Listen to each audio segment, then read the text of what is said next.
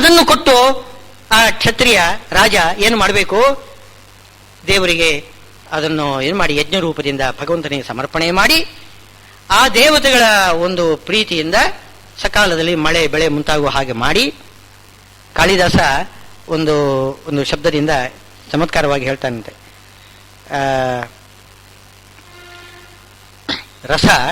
ರಸವನ್ನು ಆದತ್ತೆ ಸಹಸ್ರ ಗುಣಂ ಉತ್ಸೃಷ್ಟುಂ ಆದತ್ತೇ ರಸಂ ರವಿಹಿ. ಸೂರ್ಯ ಏನು ಮಾಡ್ತಾನೆ, ನೀರನ್ನು ಆವಿ ಮಾಡ್ಕೊಂಡು ತಗೊಂಡು ಬಿಡ್ತಾನೆ. ಎಲ್ಲಾದ್ರೂ ನೀರು ಬಿದ್ದರೆ, ಒಂದಿಷ್ಟು ಬಿಸಿಲಿನಲ್ಲಿ ನೀರು ಬಿದ್ದರೆ ಒಂದು ಕ್ಷಣದಲ್ಲಿ ಹಾರಿ ಹೋಗ್ತದೆ. ಅದು ಯಾರು ಸೂರ್ಯ ಅಪಹಾರ ಮಾಡೋದು? ಏನೋ ನಾವು ಚೆಲ್ಲಿಡ್ತಕ್ಕಂಥ ಒಂದಿಷ್ಟು ನೀರು ಅದನ್ನು ಎತ್ಕೊಂಡು ಹೋಗ್ತಾನೆ ಆ ಸೂರ್ಯದೇವರು. ಆದರೆ ಮಳೆಗಾಲದಲ್ಲಿ ನಿಮಗೆ ಎಷ್ಟು ಬೇಕಾದಷ್ಟು ಮಳೆ ಕೊಡ್ತಾನೆ. ಅದೇ ನೀರನ್ನು 1000 ಪಾಲು ಜಾಸ್ತಿ ನಮಗೆ ಕೊಟ್ಟು ಬಿಡ್ತಾನೆ. ಸೂರ್ಯ ಅರ್ಘ್ಯ ಅಂತ ನಾವು ಕೊಡೋದು 3 ಇದು ಅರ್ಘ್ಯ.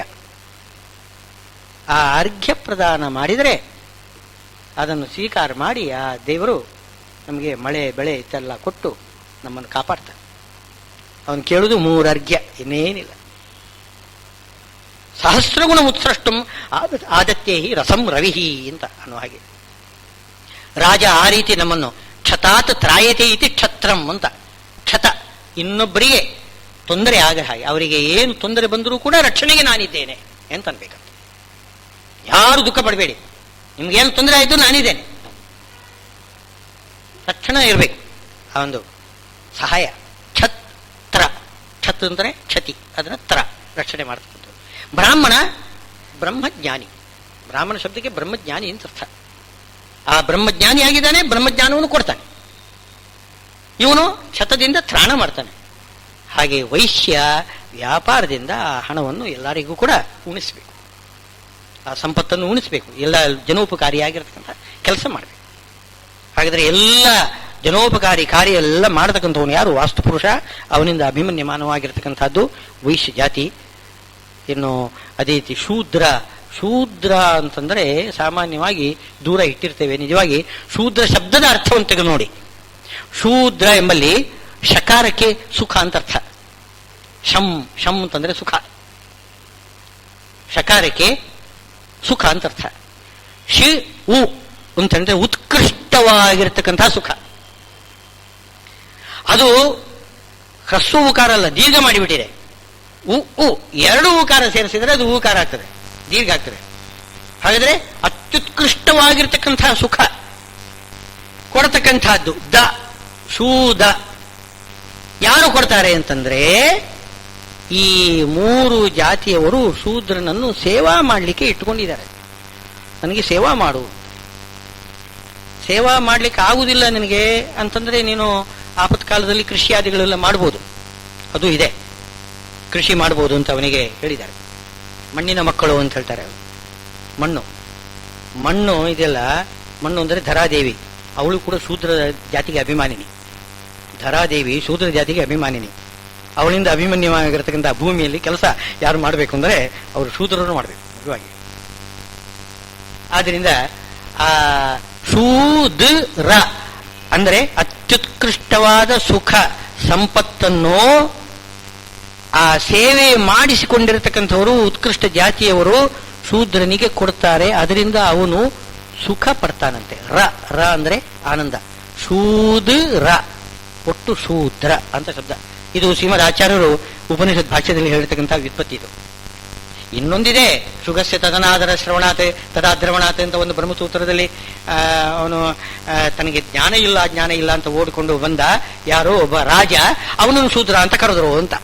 ಒಬ್ಬ ರಾಜ ತನಗೆ ಜ್ಞಾನ ಇಲ್ಲ ಅಂತ ರೈಕೋ ಮುನಿ ಎಂಬುದಿಗೆ ಓಡಿ ಬರ್ತಾನೆ. ನನಗೆ ಜ್ಞಾನ ಬೇಕು ಅಂತ ಓಡಿ ಬರ್ತಾನೆ, ದುಃಖದಿಂದ ಬರ್ತಾನೆ. ಅವನನ್ನು ಶೂದ್ರ ಅಂತ ಕರೆದಿದ್ದಾರೆ ಅಂತ ಒಂದು, ಅದು ವ್ಯುತ್ಪತ್ತಿ ಬೇರೆ. ಯಾವ ಒಬ್ಬ ರಾಜನನ್ನು ಶೂದ್ರ ಅಂತ ಕರಿಬೇಕಾಗಿದ್ರೆ ಆ ಅರ್ಥದಲ್ಲಿ ಕರಿಬೇಕು.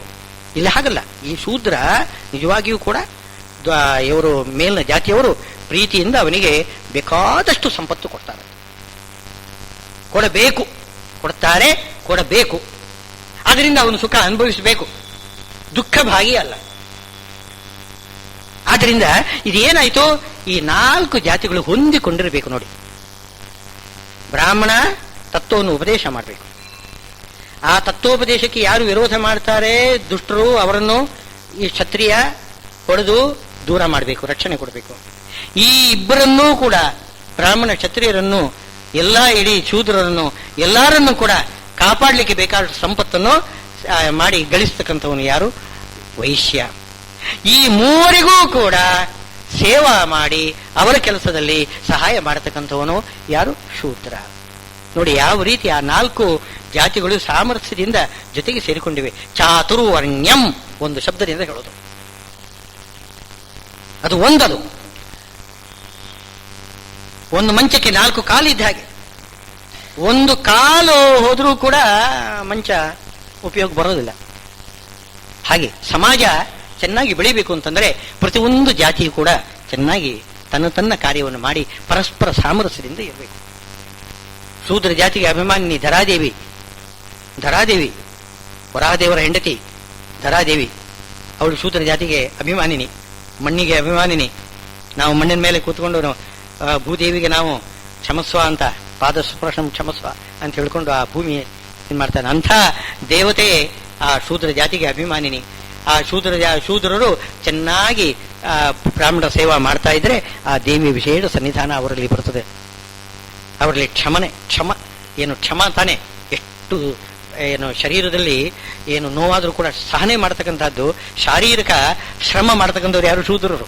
ಅವರಿಗೆ ಆ ಬರ್ಲಿಕ್ಕೆ ಕಾರಣ ಏನು ಅಂತಂದ್ರೆ ಸರ್ವಂ ಸಹ ಎಲ್ಲರನ್ನು ಕ್ಷಮಿಸ್ತಕ್ಕಂಥ ಕ್ಷಮ ಶಕ್ತಿ ಇರತಕ್ಕಂಥವಳು ಯಾರು? ಆ ದೇವಿ, ಧರಾದೇವಿಯ ವಿಶೇಷವಾದ ಆವೇಶ. ಇದರಿಂದಾಗಿ 4 ಜಾತಿ ಚೆನ್ನಾಗಿ ಕೆಲಸ ಮಾಡಬೇಕು.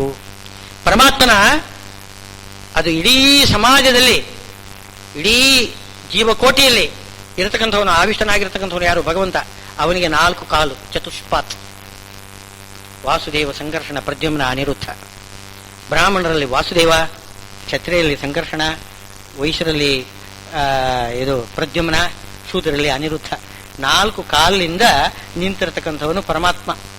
ನಾವು ಯಾವ ಒಂದು ಜಾತಿಗೂ ಕೂಡ ನಾವು ಅವಹೇಳನ ಮಾಡಿದರೆ, ಅವರನ್ನು ದೂರ ಇಟ್ಟರೆ, ಅಂದ್ರೆ ಸ್ಪೃಶ್ಯತೆ ತರಬೇಕು ಅಂತ ಅರ್ಥ ಅಲ್ಲ, ಅಸ್ಪೃಶ್ಯರಾಗಿ ಇಟ್ಟುಕೊಂಡೇ ಇರ್ಬೋದು. ಅಸ್ಪೃಶ್ಯತೆ ಎಂಬುದು ದೂರ ಇಡ್ಲಿಕ್ಕೆ. ಈಗ ನಮ್ಮ ಮನೆ ಹೆಣ್ಣು ಮಕ್ಕಳು ಅವರು 3 ದಿವಸ ಅಸ್ಪೃಶ್ಯರಾಗ್ತಾರೆ, ಏನು ದೂರ ಮಾಡ್ತೀವ? ಅಥವಾ ಯಾವುದಾದ್ರೂ ಅಶೌಚ ಬರ್ತದೆ, ಅವನು ದೂರ ಮಾಡ್ತೇವೇನು? ಅದಕ್ಕೆ ಅರ್ಥ ಇಲ್ಲ. ಅಸ್ಪೃಶ್ಯತೆ ಎಂಬುದು ದೂರ ಇಡ್ಲಿಕ್ಕೆ ಕಾರಣ ಅಂತೇಳಿ ಇಟ್ಕೋಬಾರದು. ಸಾಮರಸ್ಯಕ್ಕೆ, ಪ್ರೀತಿ ವಾತ್ಸಲ್ಯಕ್ಕೆ ಅದು ಯಾವತ್ತೂ ಕೂಡ ಅಡ್ಡಿ ಆಗಬಾರದು, ಜೊತೆಗೆ ಇರಬೇಕು. ಆ ರೀತಿ 4 ಜಾತಿಯು ಚೆನ್ನಾಗಿ ಕೆಲಸ ಮಾಡ್ತಾ ಇದ್ರೆ ಆವಾಗ ಸಮಾಜ ಒಳ್ಳೆಯ ಜನತಾ ಜನಾರ್ದನ ಅಂತ. ಜನತೆ ಎಲ್ಲಿ ಜನಾರ್ದನ ಇದ್ದಾನೆ, ಹಾಗೆ 4 ಕಾಲುಗಳಿಂದ ಇದ್ದಾನೆ. ಈ 4 ಜಾತಿಗಳಲ್ಲಿ 4 ಕಾಲುಗಳಿಂದ ಜನಾರ್ದನ ಇದೆ, ಪರಮಾತ್ಮ ಇದ್ದಾನೆ. ಯಾರಲ್ಲೂ ಕೂಡ ನಾವು ವಿರೋಧ ಮಾಡಬಾರದು. ಅಂಥ ಇದು ಚಾತುರ್ವರ್ಣ್ಯಮಯ ಸೃಷ್ಟ. ಇಷ್ಟು ಸುಂದರವಾಗಿರ್ತಕ್ಕಂತಹ ಒಂದು ವ್ಯವಸ್ಥೆ, ಇಂಥ ವ್ಯವಸ್ಥೆ ಇನ್ಯಾರಿಗೂ ಕೂಡ ಮಾಡಲಿಕ್ಕೆ ಬರುವುದಿಲ್ಲ, ಮಾಡ್ಲಿಕ್ಕೂ ಬರುವುದಿಲ್ಲ. ಇದನ್ನು ತೆಗಿಲಿಕ್ಕೆ ಹೋದ್ರೆ ಇನ್ನಷ್ಟು ಬೇರೆ ಜಾತಿಗಳು ಹುಟ್ಟುಕೊಂಡ್ಬಿಡ್ತವೆ, ಹುಟ್ಟಿವೆ ಬೇಕಾದಷ್ಟು. ಈ ಜಾತಿಯ ಮೇಲೇನೆ, ನಿಜವಾಗಿ ಬ್ರಾಹ್ಮಣ ಜಾತಿಯ ಮೇಲೆ ಅದರ ತತ್ರಾಪಿ ಅದರ ಮೇಲೆ ಒಂದು ವೈರದಿಂದ, ದ್ವೇಷದಿಂದ ಎಲ್ಲ ಬೇರೆ ಜಾತಿಗಳು ಹುಟ್ಟುಕೊಂಡಿವೆ. ಅವರು ತಮ್ಮ ಜಾತಿಗಳೊಳಗೆ ಹೊಡೆದಾಡಿಕೊಳ್ತಾರೆ. ಯಾಕೆಂದ್ರೆ ಅವರಲ್ಲಿ ಸಾಮರ್ಥ್ಯ ಇಲ್ಲ, ಸಾಮರ್ಥ್ಯ ನಿರೀಕ್ಷಿಸುವ ಹಾಗಿಲ್ಲ. ಇದು ಹಾಗಲ್ಲ, ವಿಹಿತವಾಗಿರ್ತಕ್ಕಂಥ ಧರ್ಮ ಅದು. ಸಾಮರಸ್ಯದಿಂದ ಇರಬೇಕು ಅಂತನ್ನೋದು ಶಾಸ್ತ್ರ ವಿಹಿತವಾಗಿರ್ತಕ್ಕಂಥದ್ದು. ಅದು ಮಾಡಿಕೊಂಡ ಏನೋ ವಿಭಾಗಗಳು, ಪಂಗಡಗಳು, ಅವರು ಪರಸ್ಪರ ಹೊಡೆದಾಡಿಕೊಳ್ತಾರೆ. ಈಗ ಏನು ನಡೀತಾ ಇರುವುದು ಅದೇ. ಏನು ಮುಸ್ಲಿಮರಲ್ಲಿ 2 ಪಂಗಡ ನೋಡಿ ಹೊಡೆದಾಡಿಕೊಳ್ತಾರೆ, ಅವರವರೇ ಪರಸ್ಪರ ಹೊಡೆದಾಡಿಕೊಳ್ತಾರೆ. ಅದು ಶಾಸ್ತ್ರ ಸಿದ್ಧವಾಗಿದ್ರೆ ಈ ತರ ಆಗುವುದಿಲ್ಲ. ತಸ್ಯ ಕರ್ತಾರಮಪಿ ಮಾಂ ವಿದ್ಧಿ ಅಕರ್ತಾರಂ. ಆದ್ದರಿಂದ ಏನು ಜಾತಿ ವೈಷಮ್ಯ ಏನಾದರೂ ಬಂತು ಅಂತಂದ್ರೆ ಅದಕ್ಕೆ ನಾನು ಜವಾಬ್ದಾರಿ ಅಲ್ಲ ಅಂತ ನೇರವಾಗಿ ಭಗವಂತ ಹೇಳ್ತಾನೆ. ಅಕರ್ತಾರಂ, ನಾನಂತೂ ಕರ್ತಾರ ಅಲ್ಲ. ಆದ್ರೆ ಸೃಷ್ಟಂ ಅಂತಾರೆ, ನಾನೇ ಸೃಷ್ಟಿ ಮಾಡಿದ್ದು, ಆದರೆ ನಾನು ಕರ್ತಾರ ಅಲ್ಲ, ನನಗೆ ವೈಷಮ್ಯ ದೋಷ ಇಲ್ಲ. ಆಮೇಲೆ ಇನ್ನೂ ಅದನ್ನು ಸ್ಪಷ್ಟಗೊಳಿಸಿ ಮಾಡ್ತೇನೆ. ನಮಾಂ ಕರ್ಮಾಣಿ ಲಿಂಪಂತಿ, ನಾನೇನಾದ್ರೂ ವೈಷಮ್ಯ ಹುಟ್ಟಿಸಿದರೂ ಕೂಡ ನನಗೆ ದೋಷ ಇಲ್ಲ. ಈಗ ಯಾದವಿ ಕಲಹ ಮಾಡಿದ್ದೇನೆ, ಯಾದವರ ಇಲ್ಲಿ ಪರಸ್ಪರವಾಗಿ ಕಲಹ ಹಚ್ಚಿದ್ದೇನೆ, ಅವರು ಪರಸ್ಪರ ಹೊಡೆದಾಡಿಕೊಂಡು ಸಾಯುವಾಗ ಮಾಡಿದ್ದೇನೆ. ಹಾಗೆ ಮಾಡ್ತೇನೆ ಕೆಲವೊಮ್ಮೆ. ಮಾಡಿದ್ರು ಕೂಡ ನಮಾಂ ಕರ್ಮಾಣಿ ಲಿಂಪಂತಿ. ಈಗಲೂ ಕೂಡ ಜಾತಿ ವೈಷಮ್ಯ ಎಲ್ಲ ಬಂದಿದ್ದು ಪರಮಾತ್ಮನ ಇಚ್ಛೆಯಿಂದ ತಾನೆ. ಅವನ ಇಚ್ಛೆ ಇಲ್ಲದೆ ಏನಾಗ್ತದೆ? ನಾವೀಗ ಜಗಳ ಆಡಿಕೊಳ್ಳೋದು ಜಾತಿ ವೈಷಮ್ಯ ಮಾಡಿಕೊಂಡಿದ್ದು ಕೂಡ ಪರಮಾತ್ಮನ ಇಚ್ಛೆಯಿಂದಲೇ. ಆದರೆ ಪರಮಾತ್ಮ ಅದು ವೈಷಮ್ಯ ಉಳ್ಳವನು ಅಂತ ಅನಿಸುವುದಿಲ್ಲ, ಅವನಲ್ಲಿ ಯಾವ ದೋಷವೂ ಕೂಡ ಇಲ್ಲ. ನಮ್ಮ ಹಣೆ ಬರಹ ಅದೇ ಥರ ಮಾಡಿಸ್ತಾನೆ ಅವನು. ನಮಾಂ ಕರ್ಮಾಣಿ ಲಿಂಪಂತಿ ನಮೇ ಕರ್ಮ ಫಲೇ ಸ್ಪೃಹ. ನನಗೆ ಕರ್ಮದ ಫಲದಲ್ಲಿ ನನಗೇನು ಸ್ಪೃಹ ಇಲ್ಲ, ಆಸೆ ಇಲ್ಲ. ಯಾಕೆ? ನಾನು ಎಲ್ಲ ಪಡೆದ ಪೂರ್ಣಾನಂದ, ನಾನು ಪೂರ್ಣ ಕಾಮನಾಗಿದ್ದೇನೆ. ನಾನು ಏನನ್ನು ಬಯಸುವುದಿಲ್ಲ, ಏನು ಬೇಕಾಗಿಲ್ಲ. ಹಾಗಿರುವಾಗ ನಾನು ಯಾವುದೇ ಕರ್ಮ ಮಾಡುವಾಗಲೂ ಕೂಡ ನನಗೆ ಇಂಥ ಒಂದು ಕರ್ಮ ಆಗಬೇಕು, ನನಗೆ ಒಂದು ಪ್ರಯೋಜನ ಬರಬೇಕು ಅಂತ ನಾನು ಆಲೋಚನೆ ಮಾಡುವುದಿಲ್ಲ. ಜೀವರಿಗೆ ಇಂಥ ಪ್ರಯೋಜನ ಬರಬೇಕು. ಕರುಣೆಯಿಂದ ನಾನೇನ್ ಮಾಡ್ತೇನೆ, ಉಳಿದವರಿಗೆ ಪ್ರಯೋಜನ ಸಿಗಬೇಕು ಎಂಬ ಅಭಿಪ್ರಾಯದಿಂದ. ನಚ ಕರ್ಮ ಫಲೇ ಸ್ಪೃಹ ಅಂತಂದ್ರೆ ನನಗೆ ಫಲದ ಆಸೆ ಇಲ್ಲ, ಭಕ್ತರಿಗೆ ಫಲ ಸಿಗಬೇಕು, ಆ ದೃಷ್ಟಿಯಿಂದ ನಾನು ಕರ್ಮ ಮಾಡ್ತೇನೆ. ನಮೇ ಕರ್ಮ ಫಲೇ ಸ್ಪೃಹ ಇತಿ ಮಾಂ ಯೋಭಿಜಾನಾತಿ ಕರ್ಮಭಿನ್ನ ಸ ಬದ್ಧತೆ.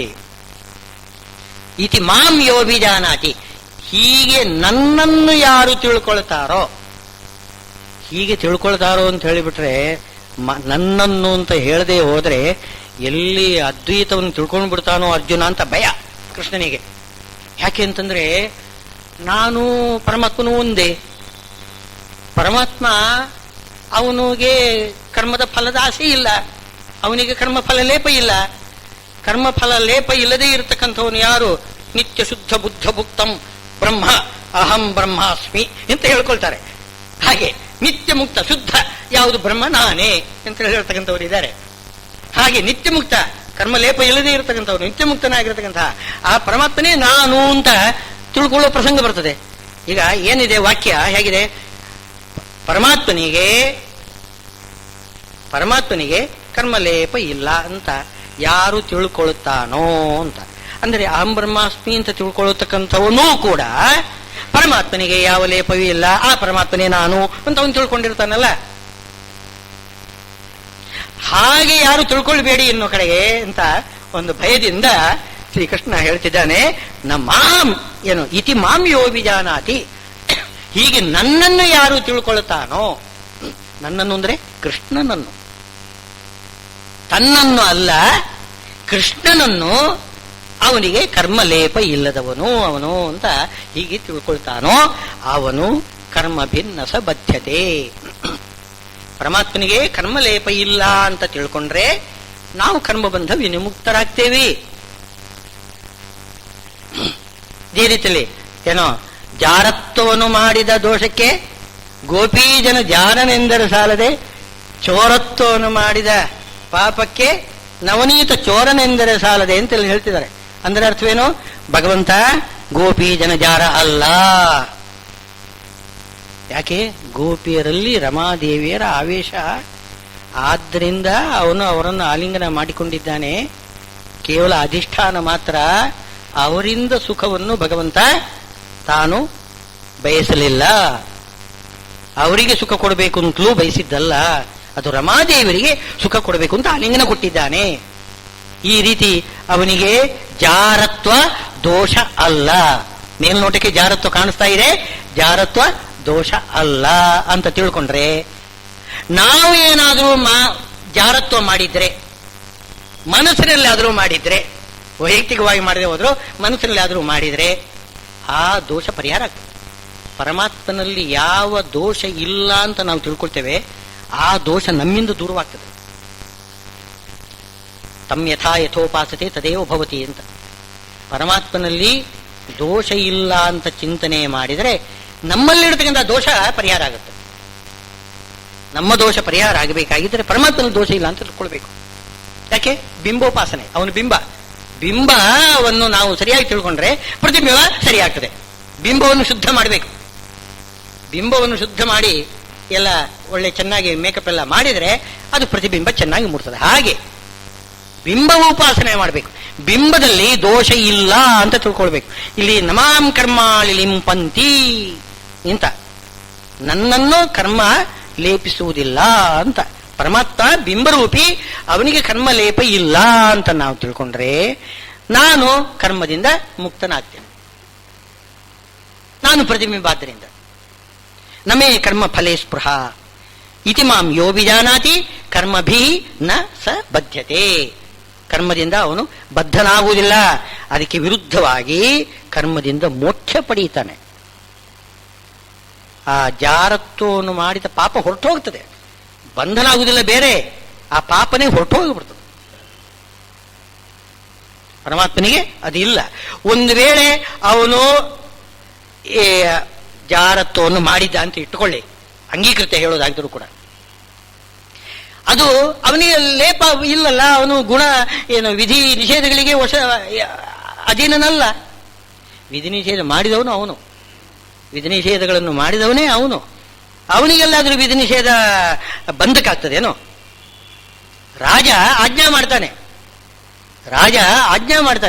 ರಾಜಾಜ್ಞೆ ಅವನಿಗೇನೆ ಬಂಧಕ್ಕಾಗ್ತದೇನೋ? ಅವನು ಮಾಡಿದ ಆಜ್ಞೆ ಅವನಿಗೆ ಬಂಧಕ್ಕಾಗುವುದಿಲ್ಲ, ಪ್ರಜೆಗಳಿಗೆ ಆಗ್ತದೆ. ಪ್ರಜೆಗಳಿಗೆ ಆಜ್ಞಾ ಮಾಡಿರ್ತಾನೆ, ನೀವು ಈ ರೀತಿ ಮಾಡಬೇಕು, ಈ ರೀತಿ ಮಾಡದೆ ಹೋದರೆ ನಿಮ್ಗೆ ಇಂಥ ಶಿಕ್ಷೆ ಅಂತ. ಆದ್ರಿಂದ ಕರ್ಮಬಂಧ ಅವನಿಗೆ ಇಲ್ಲವೇ ಇಲ್ಲ ಅಂತಂದ ಮೇಲೆ ಅದನ್ನು ತಿಳಿದ್ರೆ ನಮ್ಮ ಕರ್ಮಬಂಧನೂ ಹೋಗ್ತದೆ. ಈಗೂ ಹೇಳಲಿಕ್ಕೆ ಬರ್ತದೆ. ಇತಿ ಮಾಂ ಯೋ ವಿಜಾನಾತಿ ಕರ್ಮಭಿನ್ನ ಸ ಬದ್ಧತೆ ಏವಂ ಜ್ಞಾತ್ವಾ ಕೃತಂ ಕರ್ಮ. ಈ ರೀತಿಯಾಗಿ ನಿಷ್ಕಾಮ ಕರ್ಮವನ್ನು ಮಾಡಬೇಕು. ಚಾತುರ್ವರ್ಣ್ಯಂ ಮಯಾ ಸೃಷ್ಟಂ ಅಂತ ಉಂಟಲ್ಲ, ಅಲ್ಲಿ 4 ಜಾತಿಯ ಕರ್ಮವನ್ನು ನಾನೇ ಸೃಷ್ಟಿ ಮಾಡಿದ್ದು.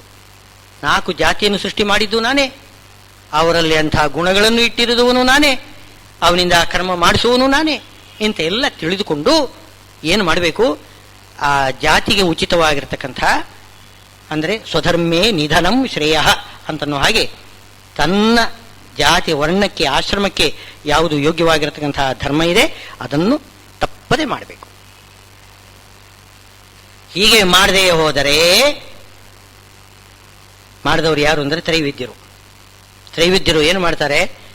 ಎಲ್ಲ ಜನರನ್ನು, 4 ಜಾತಿಯ ಜನರನ್ನು ಹುಟ್ಟಿಸಿದ ತಂದೆ ಅವನು. ಇಂಥ ಕರ್ಮ ಮಾಡಬೇಕು ಅಂತೆಲ್ಲ ವ್ಯವಸ್ಥೆ ಮಾಡಿಕೊಟ್ಟವನು ಅವನು, ಹುಟ್ಟಿಸಿದವನವನು, ಬದುಕಿಗೆ ಎಲ್ಲ ವ್ಯವಸ್ಥೆ ಮಾಡಿಕೊಟ್ಟವನವನು, ಲೋಕಕ್ಕೆ ಸುಭಿಕ್ಷೆಯನ್ನು ತಂದು ಕೊಡ್ತಕ್ಕಂಥವನವನು. ಆದರೆ ನನಗೆ ಬೇಕಾದ್ದು ಏನಾದರೂ ಬೇಕಾಗಿದ್ರೆ ಅವನು ಬೇಡೋದಲ್ಲ, ಬೇರೆ ದೇವತೆಗಳನ್ನು ಬೇಡೋದು. ಇದೆಷ್ಟು ಅನ್ಯಾಯ, ಅದನ್ನು ತೋರಿಸಿಕೊಡ್ತಾ ಇದ್ದಾನೆ. ತ್ರೈವಿದ್ಯರು ಮಾಡ್ತಕ್ಕಂಥದ್ದು ಎಂಥ ಅವಿವೇಕ ಇದು. ಯಾರು ನಿಜವಾಗಿಯೂ ಉಪಕಾರ ಮಾಡಲಿಕ್ಕೆ ಸಿದ್ಧರಿದ್ದಾರೆ, ಪ್ರೀತಿಯಿಂದ ಮನೆಯಲ್ಲಿ ತಂದೆ ತಾಯಿಗಳು ಬೇಕಾದಷ್ಟು ಆ ಮಗುವಿನ ಪೋಷಣೆ ಮಾಡ್ತಾ ಇರುವಾಗ ಅವನು ಹೋಗಿ ಹೊರಗಡೆ ತಿನ್ಕೊಂಡು ಬಂದರೆ ಎಷ್ಟು ದುಃಖ ಆಗ್ತದೆ ತಂದೆ ತಾಯಿಗಳಿಗೆ. ಆ ಮಗುವಿನ ನಿಜವಾಗಿಯೂ ಕೂಡ ಬುದ್ಧಿ ಇಲ್ಲ ಅಂತಂತೇವೆ ನಾವು.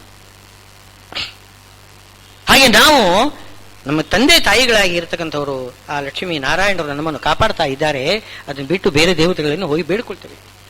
ಆದರೂ ಕೂಡ ಪ್ರೀತಿಯಿಂದ ಹೊರೆ ಮಾಡಿದ್ರೆ ಏನಿದ್ರು ನಮ್ಮ ಮಕ್ಕಳು ಬುದ್ಧಿ ಇಲ್ಲ, ಏನು ನಮ್ಮ ಮಕ್ಕಳು ಅಂತ ತಿಳ್ಕೊಂಡು ಆ ಪರಮಾತ್ಮ ಏನು ಮಾಡ್ತಾನೆ? ಅವರೊಳಗೆ ಪ್ರವೇಶ ಮಾಡಿ ಅವರಿಗೆ ಬೇಕಾದ್ದನ್ನು ಕೊಡಿಸ್ತಾನೆ. ತಂದೆಯಾಗಿ ಮಾಡಬೇಕಾದ ಕೆಲಸವನ್ನು ಮಾಡ್ತಾನೆ. ಅವನ ಪ್ರೀತಿಯ ಮುಂದೆ ನಮ್ಮದು ಏನೂ ಅಲ್ಲ. ನಾವು ತುಂಬಾ ಕೃತಜ್ಞರು. ಆದ್ದರಿಂದ ಏನು ಕಾಮ್ಯ ಕರ್ಮ ಅಂತ ಮಾಡ್ತಕ್ಕಂಥದ್ದು ಇದೆಯಲ್ಲ, ಅದು ಕೃತಜ್ಞತೆ. ಪ್ರೀತಿಯಿಂದ ಅವನೇನೋ ಫಲ ಕೊಡ್ತಾನೆ, ಕೊಡುವುದಿಲ್ಲ ಅಂತಲ್ಲ, ಆದರೆ ನಾವು ಬೇಡುತ್ತಕ್ಕಂಥ ತಪ್ಪು. ಇದನ್ನು ಅವನು ತಿಳಿಸಿಕೊಡ್ತಾ ಇದ್ದಾನೆ. ಚಾತುರ್ವರ್ಣ್ಯಂ ಮಯಾ ಸೃಷ್ಟಂ ಗುಣಕರ್ಮ ವಿಭಾಗಶಃ ಏವಂ ಜ್ಞಾತ್ವಾ ಕೃತಂ ಕರ್ಮ. ಈ ರೀತಿ ತಿಳ್ಕೋಬೇಕು. ಎಲ್ಲವನ್ನು ಸೃಷ್ಟಿಸಿದ ತಂದೆ ಅವನು, ಅವನನ್ನೇ ನಾವು ಮೆಚ್ಚಿಸಬೇಕು, ಅವನ ಉದ್ದೇಶದಿಂದಲೇ ನಿಷ್ಕಾಮ ಕರ್ಮ ಮಾಡಬೇಕು ಎಂಬುದಾಗಿ ಏವಂ ಜ್ಞಾತ್ವಾ ಕೃತಂ ಕರ್ಮ ಪೂರ್ವೇರಪಿ. ಹಿಂದಿನವರೆಲ್ಲ ಏನು ನಾನು ನಿನ್ನೆ ಹೇಳಿದನಲ್ಲ ಅಂತ ಹಿಂದೆ ಹೇಳಿದ್ದು ಯಾವುದು, ಇಮಂ ಯೋಸತೆ ಯೋಗಂ ಪ್ರೋಕ್ತವಾನಹಂ ಅಂತ ಸೂರ್ಯದೇವರಿಗೆ ನಾನು ಪಂಚರಾತ್ರ ಉಪದೇಶ ಮಾಡಿ ನಿಷ್ಕಾಮ ಕರ್ಮವನ್ನು ನಾನು ನಿನ್ನೆ ಹೇಳಿದ್ದೇನೆ ಅಂತ ಹೇಳಿದನಲ್ಲ, ಅದು ಏವಂ ಜ್ಞಾತ್ವಾ ಪೂರ್ವೈ. ಅವರೆಲ್ಲ ಏನು ಕರ್ಮ ಮಾಡಿದ್ದು ಇದನ್ನು ತಿಳ್ಕೊಂಡು ಮಾಡಿದ್ದಾರೆ. ನೀನೂ ಕೂಡ ಇದನ್ನು ತಿಳ್ಕೊಂಡು ಅನುಸಂಧಾನ ಪೂರ್ವಕವಾಗಿ ಮಾಡಬೇಕು. ಅವರು ಮಾಡಿದ್ದಾರೆ ಅಂತ ನೀವು ಮಾಡೋದು ಬೇಕು ಅಂತೇನಿಲ್ಲ. ಅವರು ಮಾಡಿದ್ದು ಯಾವ ದೃಷ್ಟಿಯಿಂದ ಮಾಡಿದ್ದಾರೆ ಅದನ್ನು ತಿಳ್ಕೊಳ್ಬೇಕು. ಏಂ ಜ್ಞಾತ್ವಾ ಕೃತಂ ಕರ್ಮ ಪೂರ್ವೈರಪಿ ಮುಮುಕ್ಷುಭಿಹಿ, ಅವರೆಲ್ಲ ಕರ್ಮ ಮಾಡಿದ್ದು ಮುಮುಕ್ಷುಗಳಾಗಿ ಮಾಡಿದ್ದಾರೆ.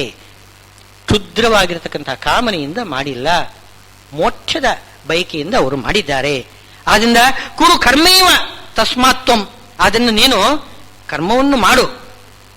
ಯಾವ ಕರ್ಮ? ಪೂರ್ವೈಹಿ ಪೂರ್ವತರಂ ಕೃತಂ, ಹಿಂದಿನವರು ಮಾಡಿದ ಕರ್ಮ ನೀನು ಮಾಡುವುದಕ್ಕೆ ಏನಡ್ಡಿ ಹೇಳು. ಈಗ ಹೊಸದಾಗಿ ಒಂದು ಕರ್ಮ ಮಾಡಬೇಕಾಗಿದ್ರೆ ತುಂಬಾ ಆಲೋಚನೆ ಮಾಡಬೇಕಾಗುತ್ತೆ. ನಾನು ಎಷ್ಟು ಹೇಳಿದರೂ ಕೂಡ ಕೊನೆಗೆ ಹಿಂದಿನವರು ಮಾಡಿದ್ದಾರಾ ಅಂತ ಕೇಳ್ತೇವೆ ನಾವು. ಕರ್ಮ ಇಂಥ ಇನ್ನು ವ್ರತ ಉಪಚಾರ ಇತ್ಯಾದಿಗಳೆಲ್ಲ ನಾವೊಂದು ಇಂಥ ವ್ರತ ಮಾಡಿಬಿಟ್ರೆ ನಿಮಗೆ ಒಳ್ಳೆ ಸಂಪತ್ತು ಬರ್ತದೆ ಹಾಗೆ ಅಂತ ಹೇಳಿದ್ರು ಕೂಡ ಯಾರು ಹಿಂದಿನವರು ಮಾಡಿದ್ದುಂಟಾ ಅಂತ ಕೇಳ್ತೇವೆ ನಾವು. ನಮಗೆ ಸ್ವಲ್ಪ ವಿಶ್ವಾಸ ಬರಬೇಕಾಗಿದ್ರೆ ಹಿಂದಿನವರು ಮಾಡಿದ್ದಾರೆ ಏನು ಅಂತ.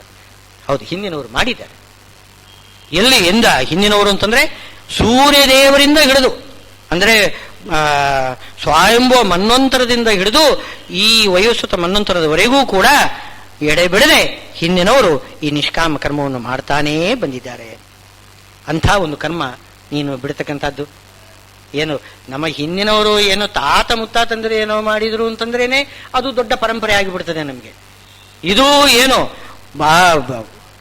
ಸ್ವಯಂಭವ ಮನ್ವಂತರದಿಂದ ಸವಿತಾ ಸೂರ್ಯದೇವರು ನಮಗೆ ಎಲ್ಲ ಸಂಪತ್ತನ್ನು ಕೊಡ್ತಕ್ಕಂಥವರು. ನಿತ್ಯ ನಾವು ಬೇಡಿಕೊಳ್ಳೋದು ಏನೋ ಗಾಯತ್ರಿ ಜಪ ಮಾಡೋದು ಆ ಸವಿತೃ ದೇವತೆಯನ್ನು. ಸವಿತ್ರನಂತರ್ಗತ ನಾರಾಯಣನನ್ನು, ಸವಿತ್ರ ನಾಮಕ ನಾರಾಯಣನನ್ನು. ಆ ಸವಿತ್ರ ಇದನ್ನಲ್ಲ ಸೂರ್ಯ, ಅವನಿಂದ ಪ್ರಾರಂಭ ಆಗಿದೆ ಈ ಕರ್ಮ ಆಚರಣೆ. ನಿಷ್ಕಾಮ ಕರ್ಮ, ಭಗವಂತನ ಪೂಜಾರ್ಥವಾಗಿ ಸೇವಾ ಮಾಡ್ತಕ್ಕಂಥ ಯಾವುದೇ ಕರ್ಮ ಪೂಜಾರ್ಥವಾಗಿ ಮಾಡುವುದು ಬೇಕಾಗಿಲ್ಲ, ಮಾಡಿದ್ದನ್ನು ಪೂಜಾರ್ಥವಾಗಿ ಸಮರ್ಪಣೆ ಮಾಡಿಬಿಟ್ಟಿದೆ ಅಷ್ಟು ಸಾಕು. ಪೂಜೆಗೋಸ್ಕರ ನೀವು ಮಾಡಬೇಡಿ, ಅದು ನಿಮ್ಮ ಕಷ್ಟ ಆದೀತು. ನೀವು ಏನು ಮಾಡ್ತಾ ಇದ್ದೀರಿ ಅದನ್ನು ನೀವು ಪೂಜಾರ್ಥ ಅಂತ ಎಂಬುದಾಗಿ ಅನುಸಂಧಾನ ಮಾಡಿಕೊಳ್ಳಿ ಕಷ್ಟವೇ. ಈಗ ನೀವು ಮಾಡತಕ್ಕಂಥ ಕರ್ಮ ಇದೆಯಲ್ಲ ನಿಮಗೆ ಸುಖ ಕೊಡ್ತದೆ ತಾನೆ, ಅದು ತಿಳ್ಕೊಂಡು ತಿಂತಾನೆ ನಿಮ್ಮ ಕೆಲಸ ಮಾಡೋದು. ಆ ಸುಖ ಕೊಡಬೇಕಾಗಿದ್ದರೆ ಒಳಗಡೆ ಬಿಂಬ ಅವನು ಸುಖಿಸಬೇಕು ತಾನೆ. ಆದ್ರಿಂದ ನಾನು ಮಾಡತಕ್ಕಂಥ ಕರ್ಮ ನನ್ನ ಬಿಂಬನಿಗೆ ಸಲ್ಲುತ್ತದೆ, ಅವನಿಗೆ ಆನಂದವಾಗ್ತದೆ ಅಂತ ಇಷ್ಟು ತಿಳ್ಕೊಂಡ್ರೆ ಸಾಕು. ಇದು ನಿಷ್ಕಾಮ ಕರ್ಮ ಆಗ್ತದೆ. ಇದು ಕಷ್ಟವೇನೋ, ಇದು ಮಾಡಿ ಇಂಥ ನಿಷ್ಕಾಮ ಕರ್ಮ ಮಾಡ್ರಿ. ಹಿಂದಿನಿಂದ ಇದು ಬಂದಿರತಕ್ಕಂಥದ್ದು. ಆದ್ರಿಂದ ನಾವು ಲಕ್ಷ್ಮೀನಾರಾಯಣ ಪ್ರೇರಣೆಯ ಲಕ್ಷ್ಮೀನಾರಾಯಣ ಪ್ರೀತ್ಯರ್ಥಂ ಯಾವುದೇ ಕರ್ಮ ಮಾಡಿದರೂ ಕೂಡ ಏನು ಸಂಕಲ್ಪ ಮಾಡುವಾಗಲೂ ಕೃಷ್ಣಾರ್ಪಣೆ ಮಾಡುವಾಗಲೂ ಅದನ್ನೇ ಹೇಳ್ಕೊಂಡು ಬಂದಿರ್ತೇವೆ. ಏಂ ಜ್ಞಾತ್ವಾ ಕೃತಂ ಕರ್ಮ ಪೂರ್ವೈರಪಿ ಮುಮುಕ್ಷುಭಿಃ ಕೃತಂ ಕುರು ಕರ್ಮೈವ ತಸ್ಮಾತ್ವಂ ಪೂರ್ವೈ ಪೂರ್ವತರಂ ಕೃತಂ. ಹಿಂದಿನಿಂದ ಬಂದಿರತಕ್ಕಂತಹ ದೊಡ್ಡ ಒಂದು ಸಂಪ್ರದಾಯ ಇದೆ, ಸಾಮಾನ್ಯ ಸಂಪ್ರದಾಯ ಅಲ್ಲ, ಬಹಳ ಹಿಂದಿನ ಸಂಪ್ರದಾಯ ಇದು. ಅಂಥ ಸಂಪ್ರದಾಯದಿಂದ ಪ್ರಾಪ್ತವಾಗಿರ್ತಕ್ಕಂಥದ್ದು, ಬಹಳ ಸುಲಭವಾಗಿರ್ತಕ್ಕಂಥದ್ದು, ವಿಷ್ಣು ಪೂಜಾತ್ಮಕವಾಗಿರ್ತಕ್ಕಂತಹ ಈ ನಿಷ್ಕಾಮ ಕರ್ಮವನ್ನು ನೀನು ಬಿಡಬೇಡ, ನೀನು ಮಾಡ್ತಾ ಇರು ಎಂಬುದಾಗಿ ಭಗವಂತ ಅರ್ಜುನನಿಗೆ ಉಪದೇಶ ಮಾಡಿದ್ದಾನೆ ಅಂತನ್ನುವಲ್ಲಿಗೆ ಇಂದಿನ ಪ್ರವಚನ ಮುಕ್ತಾಯ ಮಾಡ್ತಾನೆ. ಶ್ರೀಕೃಷ್ಣಾರ್ಪಣಮಸ್ತು.